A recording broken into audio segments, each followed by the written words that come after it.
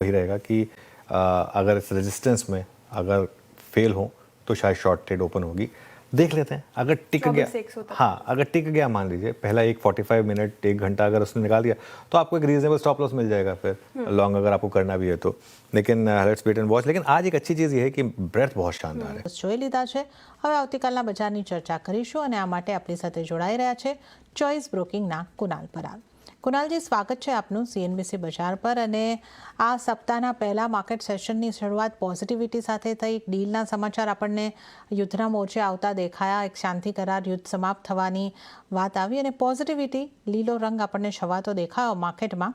નિફ્ટીની વાત કરી લે 23,853નું ક્લોઝિંગ આજે આપણે જોઈ રહ્યા છે। કઈ રીતે આપ જોઈ રહ્યા છો આજે જે 1% મજબૂતી બની છે, આવતીકાલે આગળ વધી શકશે? કયા લેવલ બની શકે? નિફ્ટી માટે આપ કેવી સ્ટ્રેટેજી અપનાવવાની સલાહ આપશો?